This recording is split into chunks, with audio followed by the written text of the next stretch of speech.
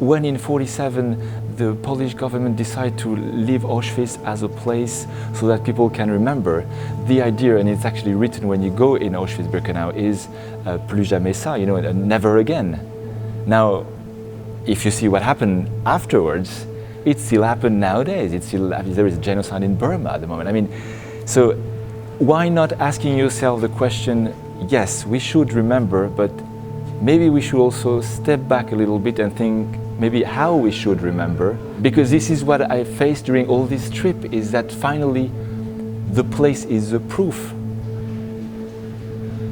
I think when you're a photographer, you, with humility, you try to share some of your concern, and this is why you do this job, really, is to ask yourself questions and then to share it. So this objectivity, yes, was important for different reasons. Obviously, respect to the people who actually live it. I'm not trying to make money out of something.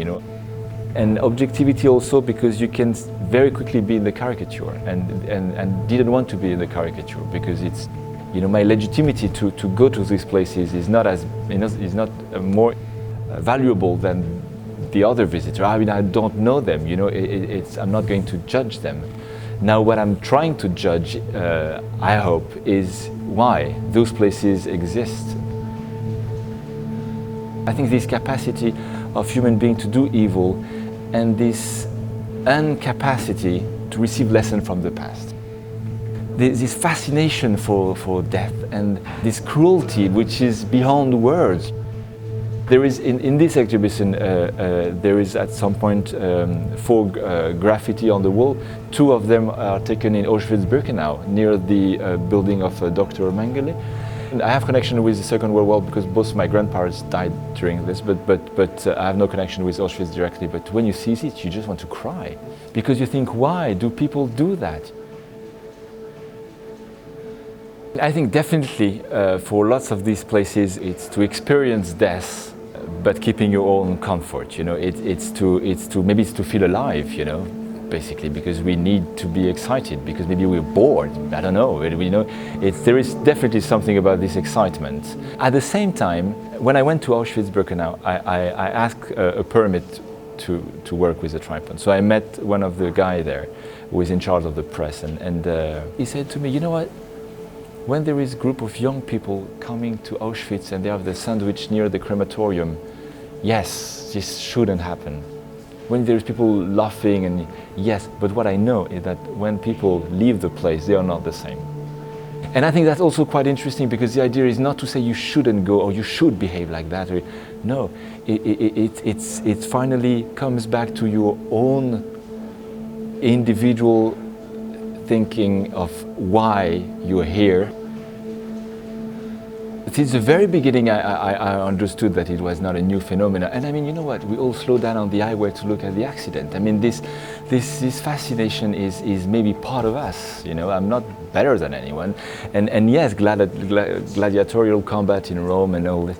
What's interesting is when you put this in light with this contemporary world, where the media and the TV and the internet and all the phone we have makes it that you can connect with the drama in half a second. It's not fun. I mean, it's not fun, and it's not supposed to be also totally selective. I mean, all those places are so influenced by the media, by the cinema and all that finally in our popular consciousness, there is some facts that are very important and some others that are not, and some places that, will make lots of, not advertisement, but, like this prison I took picture of in Latvia. And this prison is a military prison who run quite late during the Second World War and even afterwards. And the idea for them is to say, you want to understand history, you want to understand what happened in the Soviet Union, you have to come and visit the prison. Because this place offers the fact that you can stay in the prison for one night and be treated as a prisoner. And when I was there, it was a group of Lithuanians coming there.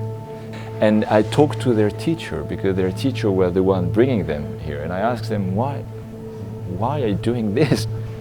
And they were saying, you know what?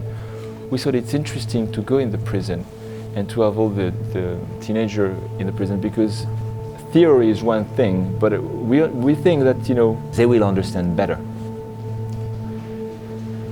When you go to Rwanda nowadays and you see the genocide and you see all this skeleton, and it's terrifying.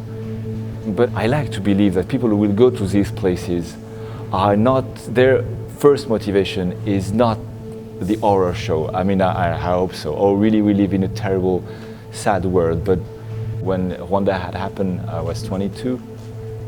It's yesterday for me. And when you see this and when you see what happened, you are ashamed of yourself, because tourism is also us, people with enough money to travel, going to these places. And then I go to these places and I am there to pay a tour and to see the gorilla. But back in '94, and I'm not trying to be politics here, but it seems that the French army didn't do much to help what happened. When I edited the work, I have chosen to take out a lot of pictures were for me too beautiful.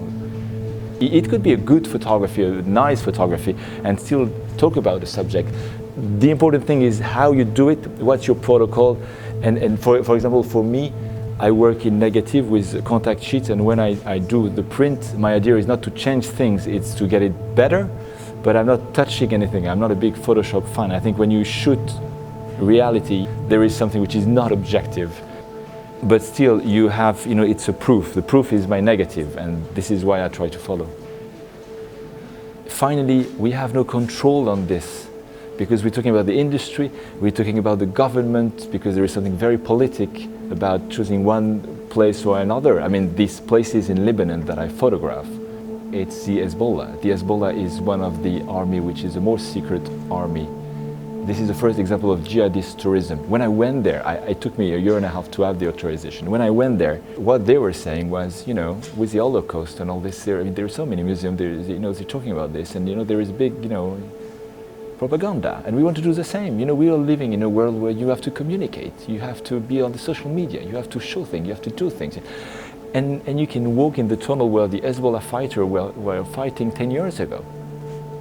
This is our modern world. I mean, do you learn something there? No. When you go there, this is big time propaganda, anti-Jewish. It's actually when you enter, you can visit the tunnel, but they recovered some guns and some tanks of the Zionist enemy, and it's all put in a spider nest, you know, to show that, you know, we are taking over the. And when you talk to this person, what they're saying is that we know that if another war comes in, you know, obviously this is one of the first places the enemy will destroy, but we will rebuild.